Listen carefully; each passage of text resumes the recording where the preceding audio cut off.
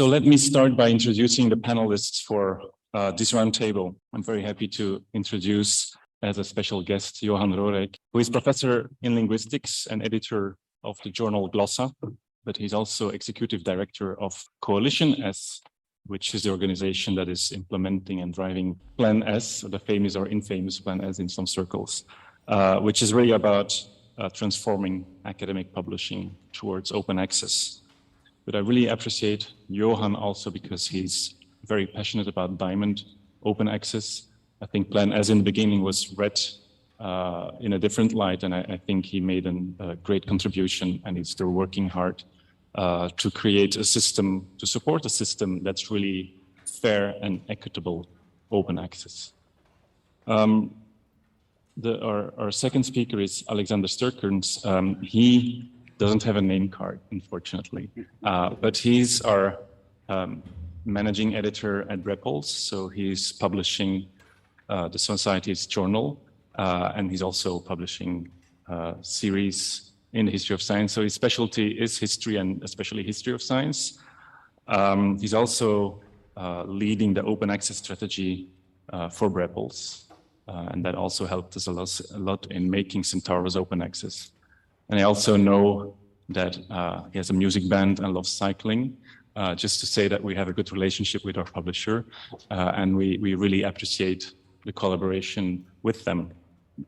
And then we have Theo. Theo doesn't need an introduction in this setting, obviously, but I must say that it was a joy to work with Theo on the transformations of Centaurus in the last 2 years. So it's been great working with him. And I'm Koen Vermeer. I'm the editor of Centaurus. But maybe you don't know that I also did quite a bit of policy work with European Commission, United Nations, and other international organizations. And one of these, of the pillars that I've been working on was open science. And so this also kind of brings the circle, brings it full circle, so to speak. So I'm also very happy that we were able to implement this in practice for the journal.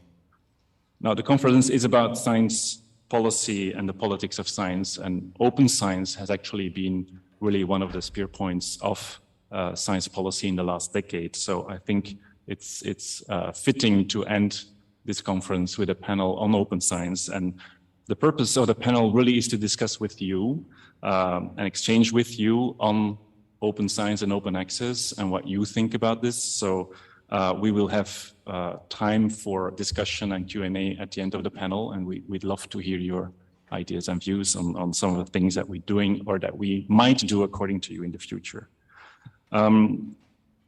So Johan will, I think, give some background on the big changes that have been happening in the academic ecosystem, and then Alexander and Theo will talk a bit more specifically about Centaurus, what we've been doing.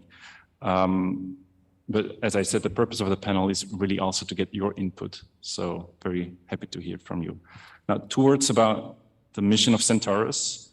This is the official journal of the Society, as you know. The journal was founded in 1950, so it's more than 70 years old, and got adopted by the Society in 2007. And we've been changing the identity of the journal since then, really aligning it more and more with the mission and vision of the Society. And a key to that mission is to encourage and foster collaboration between European historians of science, but also, of course, beyond Europe. And we think that open access is really part of that mission, because so many of our colleagues don't have access to the material they need to do their research.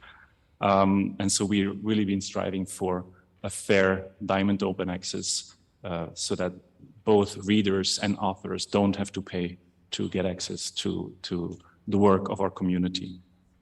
But we should be aware that this drive to open access should be seen in context of the broader movement of open science, and open science is much broader than just open access. And I will already mention, and we can talk about that later, that big changes are coming in the European Union in the evaluation of researchers. So there is right now negotiations on a Europe-wide agreement that open science is really an essential part of evaluating researchers. It's really part of what they think is doing a good science, a good way of doing science. So I think it's very timely that Centaurus shifted to open access, but it's only one step in a larger transformation towards open science. And I think we haven't yet talked about this in our community. And I think this is a discussion we need to have. What other open science practices are fitted to our discipline? Open access, okay, but what about open data? What about open software systems? What about open notebooks, open peer review, open teaching? So there is this whole spectrum of making our practices more and more open that we can consider. And I think we need to start a discussion on how we see that this can work for our discipline. So I think this is also like a first invitation to start thinking about this, and that is a background. But let us first start with the open access discussion that we already, to some extent, achieved, and how that fits in. So Johan, maybe you can say a few words.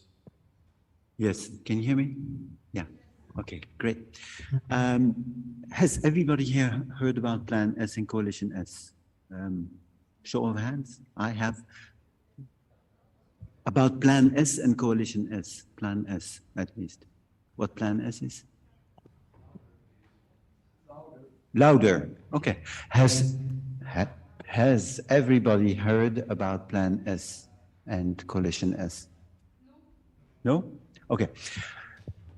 Let me introduce that first, because Koen was referring to it. Plan S is a plan of research funders, so funding organizations, national funding organizations, for instance, NWO and ANA in France, and many medical research funders like the Wellcome Foundation, and also the European Commission, for instance. So we represent 27 research organizations in the world, mostly European, but also charities. For instance, also World Health Organization is on board. And all these organizations just want one thing, namely that all the research that they fund, the peer-reviewed articles that come out of the funding that they give to researchers, that research is published in open access, in one way or another, whether in gold open access when you pay or via a repository.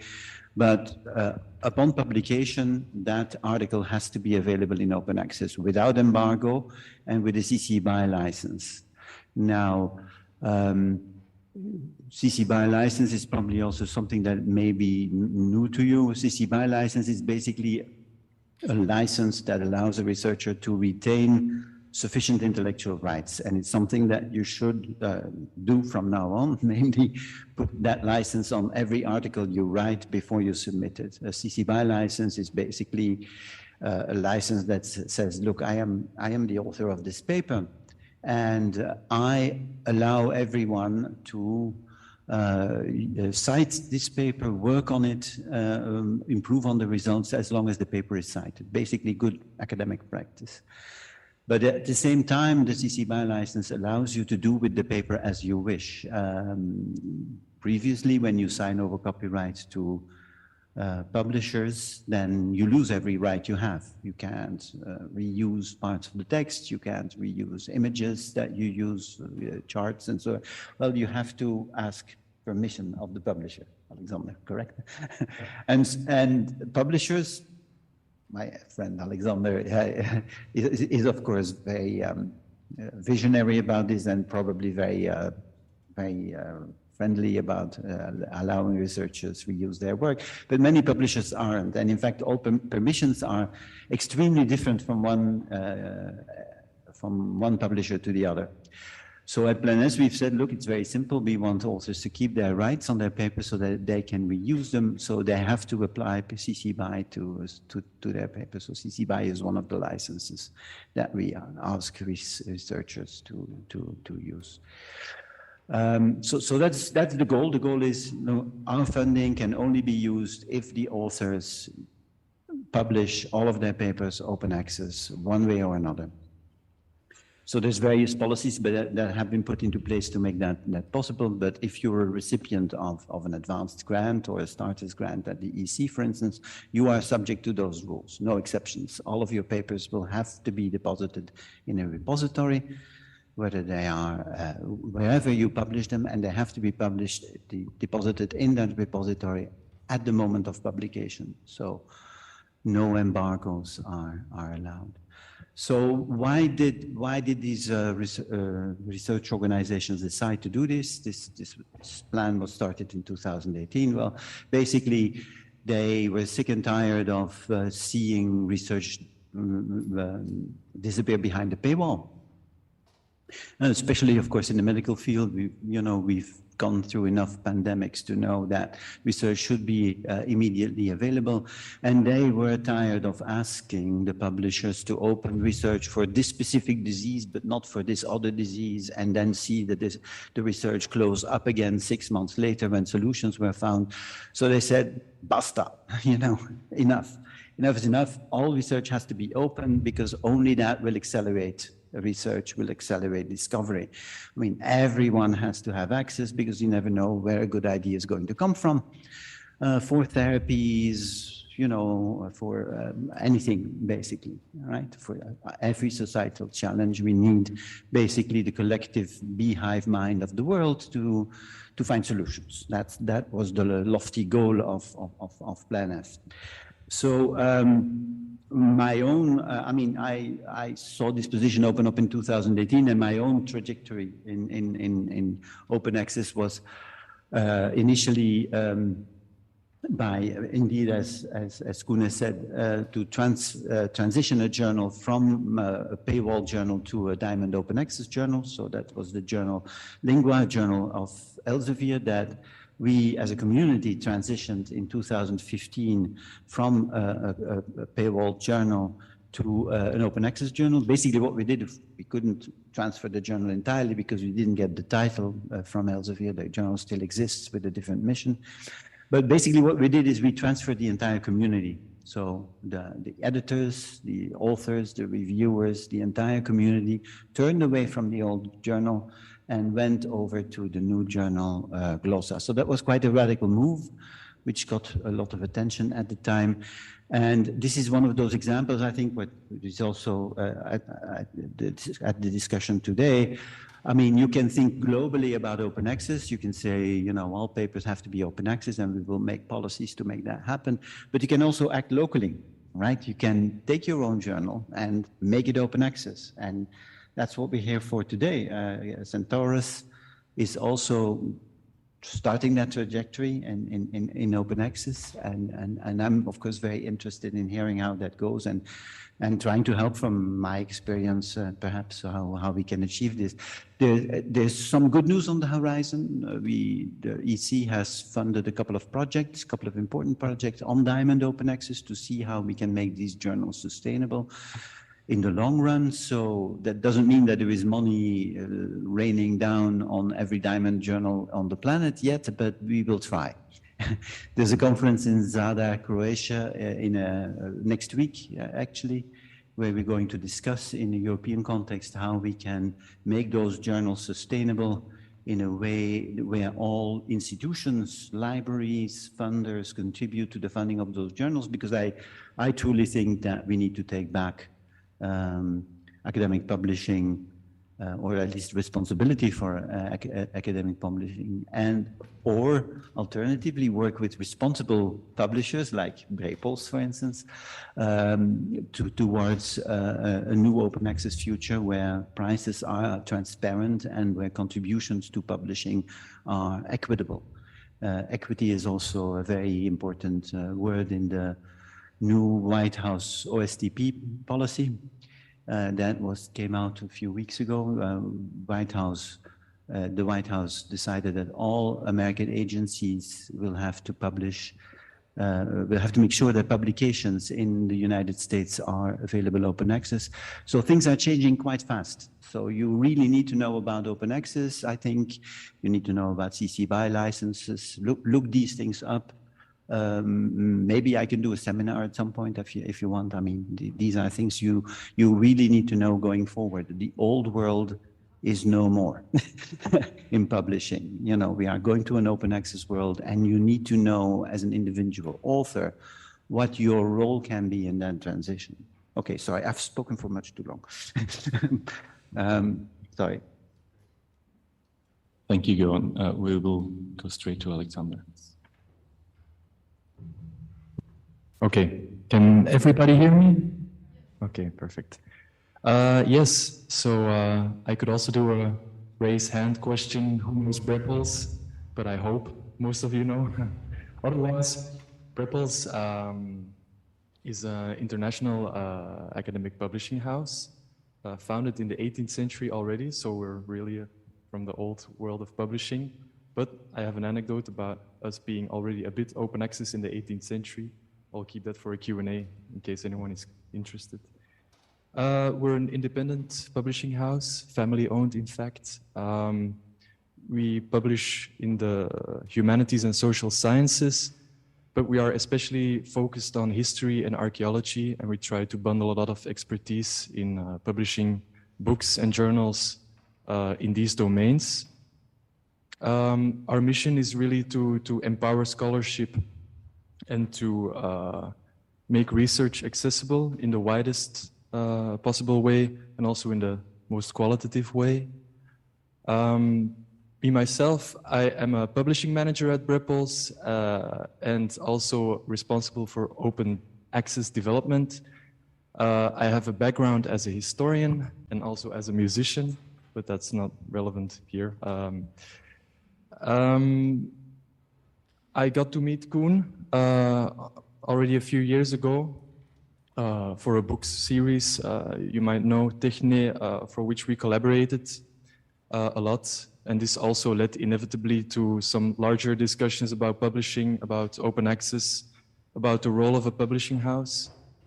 And in these discussions, and also in the environment where the European Society for the History of Science was looking for a new publisher, we started some brainstorming about how the future of the journal might look and how it could be a future that is inclusive, fair, transparent, also from the publisher's perspective. So we were looking at ways in which we could bring the journal to open access that includes these values. There are a lot of ways in which you can publish open access. Johan also knows a lot about this. And depending on the way in which you do this, you can make choices, and we tried really to find the model that is most inclusive, most fair. And at the same time, I was becoming integrated with the Subscribe to Open community of practice.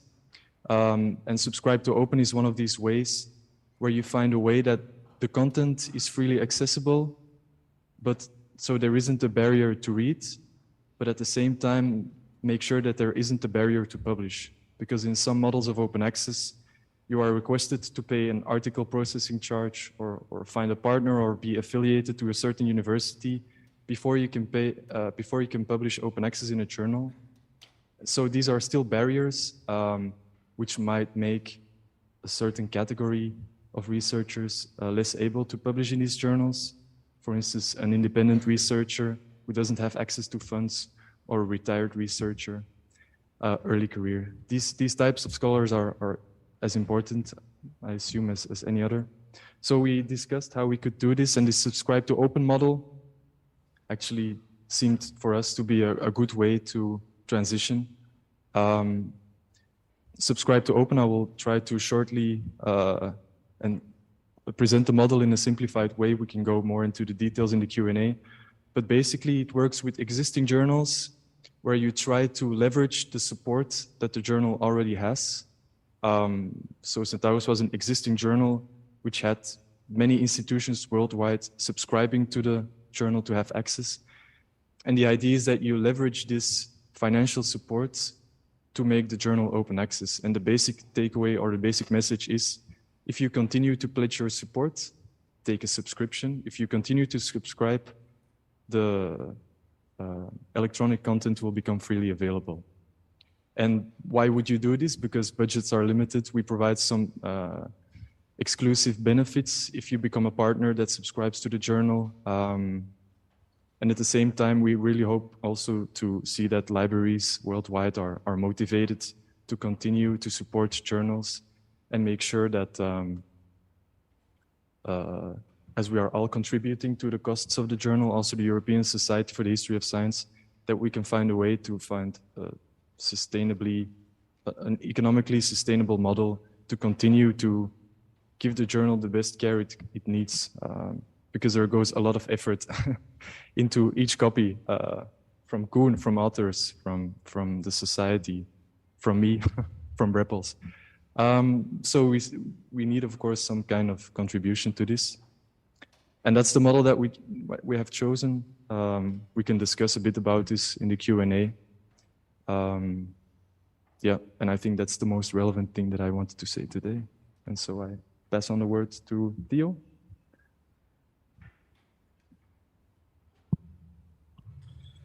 Thank you.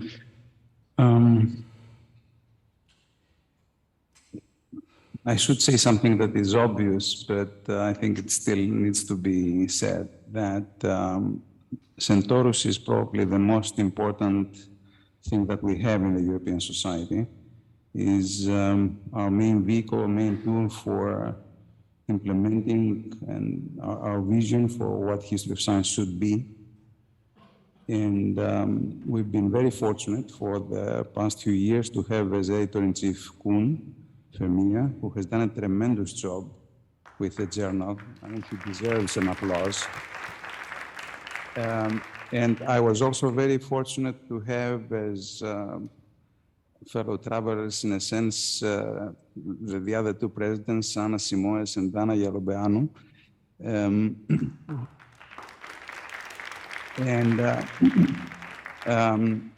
who were always available and always willing to help.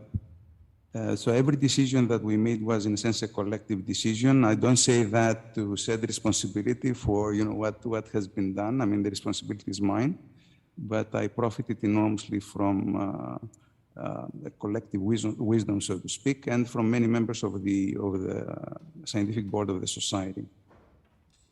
Now, and it's been a real pleasure to work with all of you. And what I enjoyed most was the collaborative spirit. And on top of that, our new partner, Brepols, was, I don't know, almost too good to be true in a way. Because it's one of those publishers that are not interested in a journal just for the purpose of making money. So they don't see a journal as a money-making machine, but they are really interested in serving the academic community, and I think that's very important. And as a society, we have also to support that.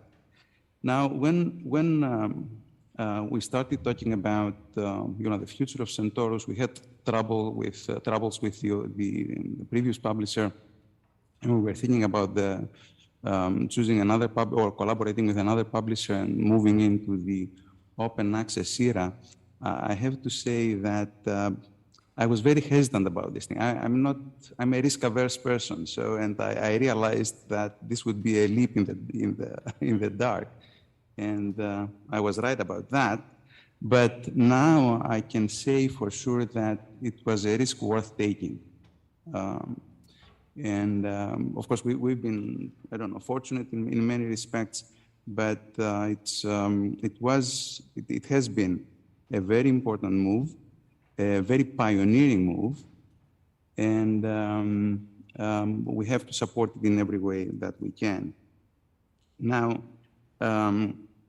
I won't say why open access is important. I think Johan and Koen and Sander, have mentioned that, have explained that it's an important move. The main challenge for us is funding this move. And we are not a society with sufficient financial resources to do that. We have many members, but we have a fairly small number of committed members. You see, this is a prelude to the General Assembly, And I would say that about 10% of attendees to the conference will attend the General Assembly. I mean, that's so that makes things more difficult, because what we did during the past year or so, we appealed repeatedly to our members to support the General. And what does supporting the General mean? Not paying out of their own pockets, of course, but reaching out to their libraries and convince their libraries to subscribe to the Journal. Now, this is not as easy as it sounds, because the way that libraries subscribe to journals has changed. They subscribe to packages of journals. That's the way they are used to work with the big publishers, and they have trouble, negotiating deals with on particular journals, and that was a stumbling block in my case. Of course, I had to convince my library to subscribe to Centaurus. Otherwise, this would have been a self-defeating, strategy. But it took a while. And you had to bypass all kinds of bureaucratic obstacles. So, but still, I think this is something that our members should be willing to do. So that's the first thing. I mean, to support the S2O model. Expand our membership base. We have to find ways to do that, and to attract also more institutional members, or perhaps friends of the society could pay more, and benefactors, sponsors that would be willing to assume part of the cost. So there's no single solution to this problem. I think that we should attack the problem along multiple lines, along multiple dimensions. But again, this is something that it will involve a lot of time and effort. But I'm speaking for myself, of course, now. But I think it's fully worth it. So that's all I wanted to say for the moment. And then perhaps we can open the floor to discussion. We don't have all that much time, so. So I agree with Johan that things are changing quickly, and I think we're happy that we are part of that change. But I'm sure you will have questions about different aspects of what is going on.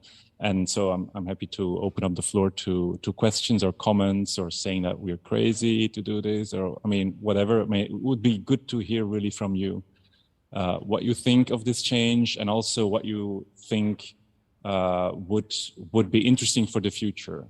Like I was saying in the beginning, other parts of open science, like open peer review, is this something even thinkable for history of science, or open data and all these things. So if you have any questions or comments on anything related to what we've been talking about, would be really great to hear from you.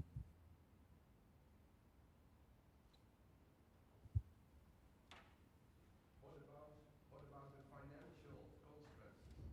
Will the subscription more expensive, same price, or?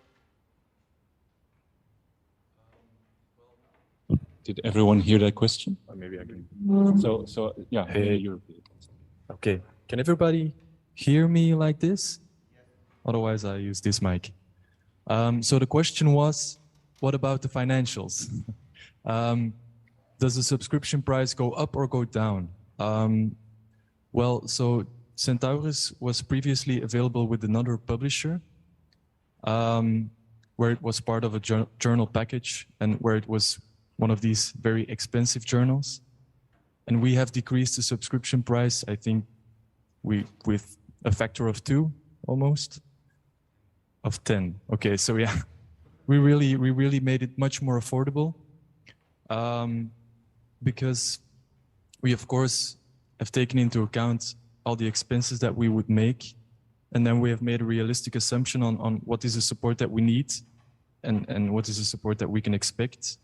And then based on this, we have made our subscription price, not based on how much profit do we have, or how much growth do we have to report to shareholders. So we should encourage individual subscriptions here in the company. Anyone in the company should take a subscription to Centaurus. Yeah, of course. Everyone has to take a subscription. No. Yeah. Can you hear me? Yeah, yeah. I think that's a good idea. Of course. I mean, one of the nice things when I discussed this with Koen is that the that he said that there would be complete transparency of the costs. That you, Brepols, provide complete transparency. You say, look, this is the price that you need. Probably something in the order of 40,000 per year, something like that. In that area, right? Yeah. That's what a journal costs. I mean, I know because I'm an editor. That's what a journal is going to cost, and then you can find ways of meeting that cost, right? I mean, by subscription. One of the things that we were brainstorming about, Koen and I, when we prepared this meeting was say, well, maybe you could have differentiated pricing, because of course you can say, well, 350 euros for a journal like that is not a lot. It really depends where you come from, right? I mean, if you're a Dutch researcher, then 350 euros may not be a lot. But if you're from Greece, or if you're, from Eastern Europe, that may be a lot. That may be a substantial amount of your yearly salary. So one of my suggestions was differentiate the price, make it equitable as a function of the countries that people are coming from. And perhaps you can also differentiate it whether you are a library subscriber or a departmental subscriber. Because, I mean, even lots of little money make a big difference, right? I mean, I see it also with my journal, for instance. We ask, the way we work, I mean, we are financially covered by the Open Library of Humanities, but we still ask those authors who have access to institutional funds. For instance, an author has a library that will pay for open access funds, or an author has an important grant from the EC or from the national funder. Then we ask them to pay, because we say, hey, look, you have funding, you can pay, so you please pay us 500 euro. And that allows us then to pay for all the costs of people who don't have grants and who don't have access to institutional funding. So that was one of the ideas we had, like, play Robin Hood as a journal, take from the rich to give to the poor. And it's feasible, you can differentiate your pricing structure and actually advertise that. The Open Library of Humanities does that too. I mean, they have a differentiated pricing system for libraries that, depending on where they are located and depending on the size of the institution, because big institutions, you know how it is, big institutions get big money, small institutions get small money. You don't want to ask them the same price. That was the idea. And I think that's an idea that's going to gain a lot of traction in years to come. Because, I mean, why would you not take somebody who can contribute $100 because your price is $350, in this system? In a system where you, in fact, as you do, provide transparency. You say, look, this is the cost we have to meet. And once we meet it, okay, it's fine. We don't need more. Yeah, to comment on that, I think that's a very valid remark. The idea was that you have some institutes paying that have discretionary or just a mission to support the journal, and then it's free for everyone. So then you make, but indeed, if there are other people that really want to pledge a support or take subscription and benefit from the exclusive elements that we also include in this subscription, then it might be interesting to look at this, this structured payment subscription offer. I think that's something that we will definitely look at, but it requires a complex exercise because you have to define who pays what on basis of which criteria. So I think I'm definitely interested to continue our conversation and see how you approach this. Like I said, the Open Library of Humanities has started this process, also a system like that. I personally, I'm going to publish an article about that next week, hopefully. I think this should be a global system. Basically, we should have tiers of countries that pay into the system according to their wealth and purchasing power parity. In the same way, you don't pay the same price for Coca-Cola when you're in Norway or when you're in India. It's not the same price for a Big Mac. It's not the same price. So, we can differentiate this. If I may that maybe Okay. you may. My goodness, that was scary. If I may add something, I am a member of a professional society that has a many-tier system of membership depending on your income. So, if you have an income of, I don't know, up to 20,000 euros, then you pay a certain amount. If you, of course, they have to trust you.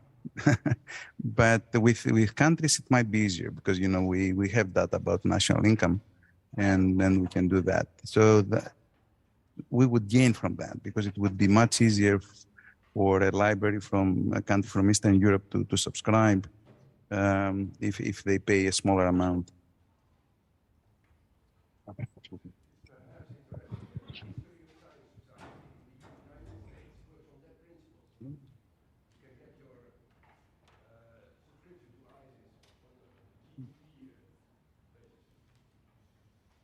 So Ariana, there was a question from you. Do you want the mic? Maybe or?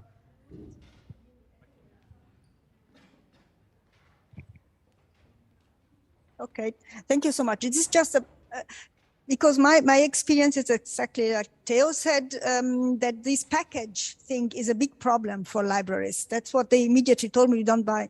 So I was thinking if open access is the future, which I really hope, would it make sense for open access journals to try to make a package? I don't even know what it is formally, but this sounded to me like a formal problem that if many journals put together and say, oh, we are a package, take us. I have no idea how it is difficult, but I can confirm that this was a big issue for me. So I don't know if it's possible, but... Yeah.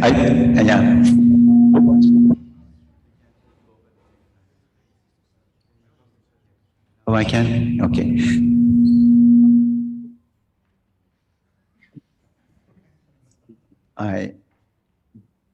Okay, once more.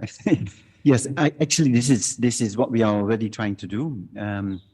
We have this project that started this month, an EC project that 23 organizations are taking part in to federate diamond journals in Europe specifically. So we think there's thousands of diamond open access journals in Europe. They all work like little islands. It's really an archipelago. Each reinvents the wheel in their own corner. And what we want to do is federate them because, of course, the advantage that big publishers have is they have these policies for all of their journals. Diamond open access journals don't have that because they're community-led initiatives and the community is an island. So what we want to do basically is build a bridge between those islands and make sure that they all work with the same kind of practices, quality practices. So that's something we want to do in the next 3 to 5 years, and also provide infrastructure for those journals. Not only infrastructure, but also support in terms of financial support to make that a viable alternative to purely commercial publishing. It doesn't mean that we want the death of commercial publishing. we want to collaborate with commercial publishing, but we want to make sure that it is the academic community that is at the helm of the journals. I mean, we can hire the services of publishers like Brepols to do the copy editing and the typesetting, but that's something else. The journal itself should be in the hands of the academic community, and that's what diamond journals do. And there again, we would have to think about, these differentiated price structures according to country and region and size of institution. But these are things that are now really on the table for the first time. Yeah. I will just add that we tried to be part of such a package, but it was closed for the moment because they can pay their journals with what they get from subscriptions and other sources and not more. So if you want to get into a package, that's also sometimes difficult. So I think it's important that we've shown we can do it, and maybe that actually makes it easier for us to become part of a package later on. I think the challenge is the following. I mean, we have these big publishing houses, 4 or 5 publishing houses that make 40% profit on taxpayer money. It's a scandal that nobody talks about. Well, open access advocates talk about it. But what they have is they basically have the monopoly on journal publishing. Elsevier, for instance, has 2,200 journals. They make an enormous profit on them, and that is what libraries buy. And then the libraries buying these bundles of journals have no money left for small journals like yours. I mean, it's that simple because you are not part of a bundle. I mean, my journal is also not part of a bundle. So that means that you have to keep up your own pants, right? So you have to become inventive because, I mean, it's not that expensive to run a journal. I mean, 30, 40,000 euros to run a journal is in fact peanuts, right? I mean, if you divide it over enough people, it's peanuts.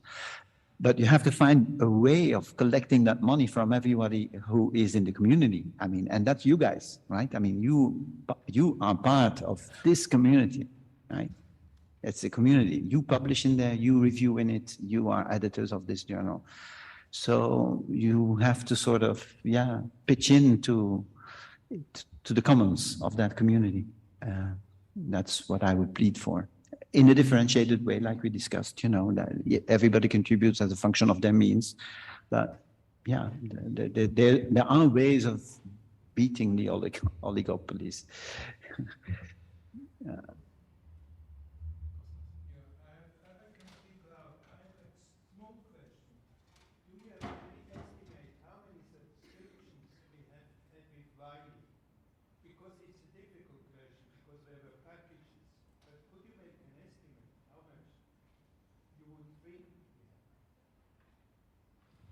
We should look in the report I wrote for 2 years ago, but it was a lot, but it was part of packages, and in part they also give access for a very low price to third world countries, which meant that the journal was accessible in many places, but then also it was also not accessible in many places that you would expect it to be.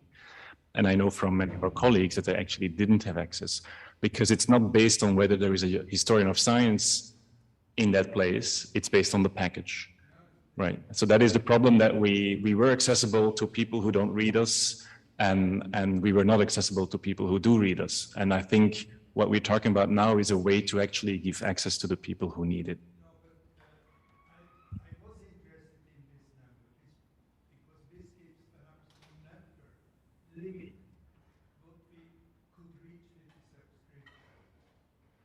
Well, I think it's the order of 10,000, but I really don't think it's a limit for us.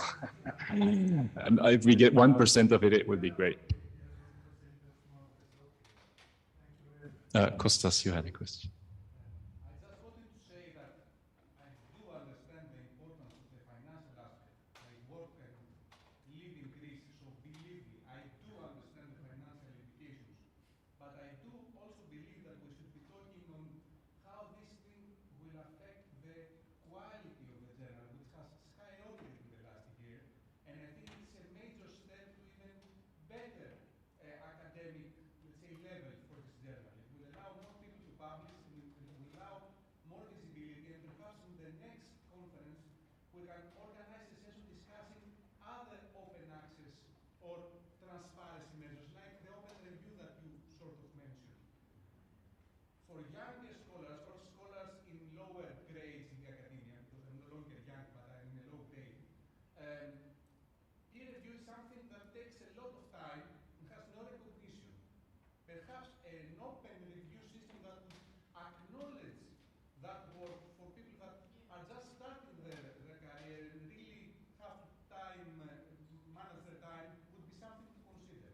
But my main point is that the open access move will make a journal that has become very good, even better than it was, even better. And that's something we should acknowledge. Thank you for the comment and the question. I think there have been some studies, I mean, not fully reliable, but there is some indication that the impact of an open access journal is double that of a closed one. Mm-hmm. So that's already very significant, especially for a small field like ours.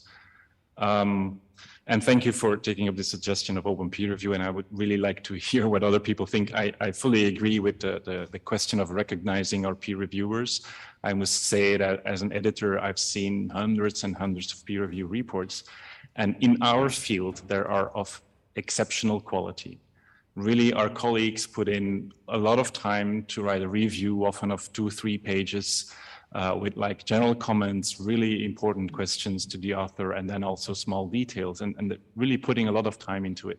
And it is a shame that it is not visible, but also that some of these comments go to waste, and also that also some of the ideas in the review report end up with the author, so to speak, instead of where it belongs, which is a colleague who gave a very interesting comment that then could be elaborated by the author. So I think it's a very interesting kind of new development that's being supported. As I said, the European Commission, but also every European country separately is negotiating about a deal about evaluation, which is centered around open science. And open peer review could well become a very important part of that. And then the question is, do we want to be part of that movement with our journal? Or do we think this is really too risky and radical for those of us who are risk averse? I think it's a very important question. And I think there's even other options that we can make this kind of a choice by the author. Like, would you like your paper to be open reviewed or double-blind reviewed? I mean, I think there are different possibilities and options, and I would love to hear more ideas and discussion about this. If no, just a brief. No, you want to say something, please?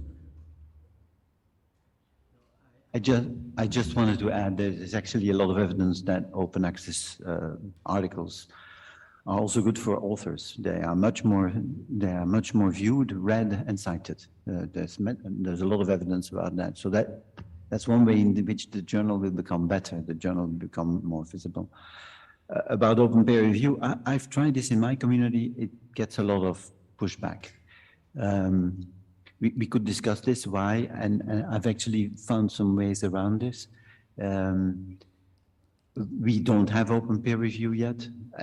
There is a serious risk that you need to consider, and there are ways around it. But for instance, there is the power differential between authors and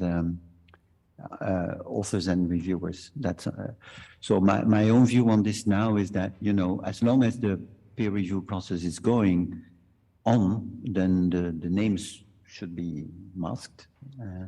But the moment the article is published, then you can publish the reviews, and you leave it to the reviewers to decide whether they want to put their name on it or not. So that mitigates a little bit these power differentials that you get. There's actually a recent study I saw on Twitter that shows that if you show the names, people act predictably. I mean, they will accept high prestige authors without even thinking twice, and reject low prestige authors much more than when you have invisible or masked peer review. So, I mean, I am totally in favor of open peer review, but you really have to do this very, very carefully. Plus I'm not even mentioning the technical problems that you have, because basically now you're not publishing one article, but you're publishing one article plus 3 reviews. So that's another challenge, a technical challenge you have to.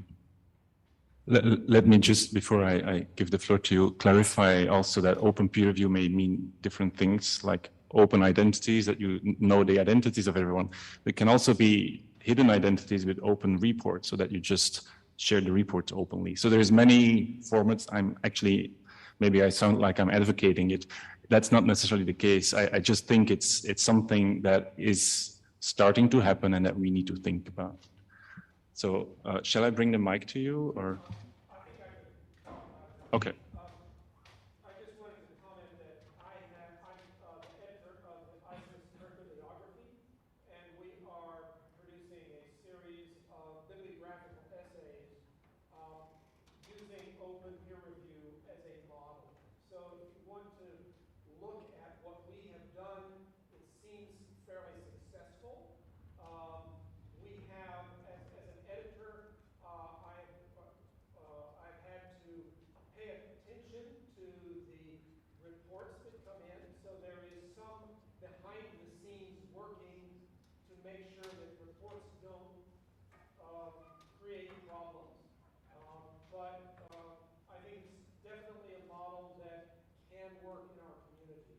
But isiscb.org, go there and you can find the pandemics issue, and you'll see how we have done it as an example.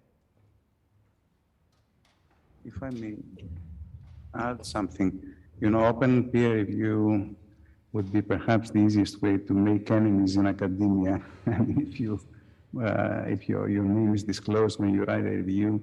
But another way, I think it's important to acknowledge this work. And perhaps what we may think about, what we may consider is at the end of each year to publish a list with our reviewers, with the name of our reviewers. I mean, so the work will be acknowledged. Some journals do that.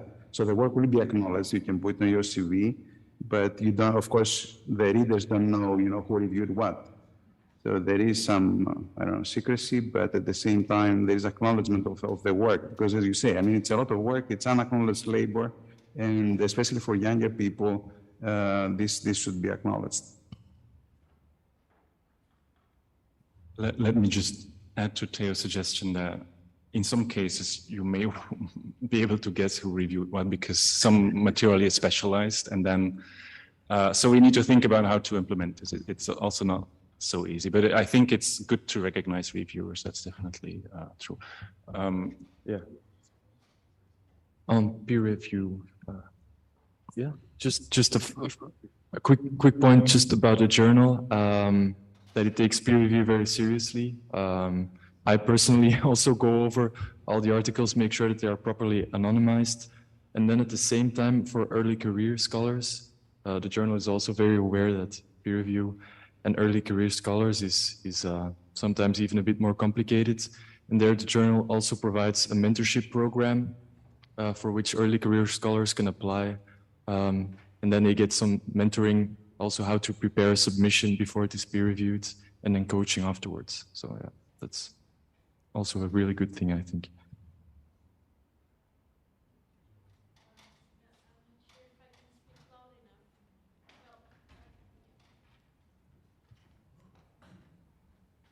Thank you. Marcos Cueto is there. He's the editor of Manguinhos, Journal of History of Science and Medicine in Brazil, Rio de Janeiro. And I've been invited because I was the former editor of Host Journal. I've been invited to participate in the 25th anniversary of Manguinhos. And what I thought back then is that Brazil was way ahead of us, because they were discussing all this open science movement. You probably know this better than I do. So Marcos, you haven't spoken, but one of the things we discussed was the opening of the reports, the review reports, because they are indeed important resources that get on the archives of the journals and on the authors' the desktops, and they are not useful for the community. And many reports really bring important resources. In my opinion, what I defended then was that this should be done if there was a consensus on an agreement for each case. So, but I do think there's a question of recognition of the reviewers' work, because the journals like Host, for instance, have a lot of difficulty in getting people to review papers. Christina followed me on the job, and Samuel Gessner is the book review editor of Host, and they know how it's difficult to get reviewers. So one thing is to recognize the reviewers' work, and the second thing is that reviewer reports can be important resources for the community that get lost in folders. The people do not get access to them, but there are journals that work in a different way. Marcus, I don't know if you want to say something. Let me just in between acknowledge that South America was far ahead of Europe and the rest of the world when it's about open access. Well, not necessarily, no. We struggle with the same issues.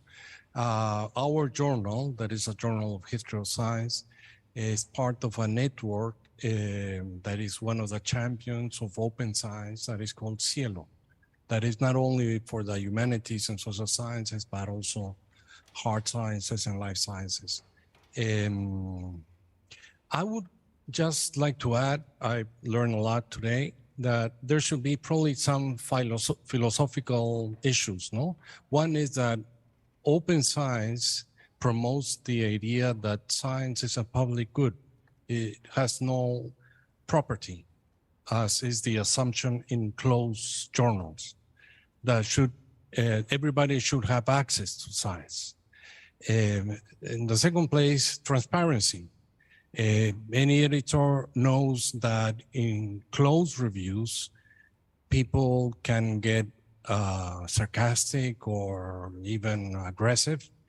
And we want to promote, I think, in open reviews, a more responsible way of having a dialogue between people of the same scientific community. Of course, I agree, and I think already has been said that it has to be done with the consent of the reviewers and the author. In our case, we do something similar to what has been mentioned, that we initially ask for closed reviews. And if we get really interesting reviews, then we move to ask the reviewers and the authors if they would be willing to disclose their identity. So not all our articles are open reviews, so just some of them, no? And something else is that reviews receive a DOI, so can be used in the CV of the author and the reviewer, because reviewers is a job that usually is not well recognized in the scientific community. And another issue that has been very difficult for us, we probably have not discussed this here, is that, as you said at some moment, open science means open data, open access to data. So what is the data in history of science that could be open? Might be clear in the case of life science as an experimental methodology. And we have like a page in our instructions of what could be that. And for example, there's an initial proposal for that research, any presentation related on the progress of that research, a short narration of the archive used that usually only appears in a footnote and not sufficiently explained, that might be useful for all the researchers, no? But returning to my first point, I think that open science is like a big change, and it's like a philosophical change, no? And it means a lot for people who send manuscripts to journals to be committed to the idea that science is a public good, to transparency, to a greater dialogue in the scientific community. Thank you. Thank you. These are all great points. I hate to stop this discussion, but we need to start the general assembly, because by 8 o'clock at the latest, we have to leave this room. And we have to end. I will allow Kuhn to say a few words to end the session, and then we can start the general assembly, please. Yeah, just to, I mean, thank you for these great comments and insights. And I mean, if there is enough interest and passion in this topic, or if you feel you want to be engaged in the discussion, maybe send me an email and we can have a small group of members who think about this, because there's obviously material, like some studies have been published about consequences and so forth and so forth. So maybe we can share some ideas and material and see where this leads by the next conference. So I think, I mean, we've heard different views on this question. So it seems that it's not just one perspective, and so it would be great to start an open discussion about this. Thank you. So thank you, all the panelists and the public.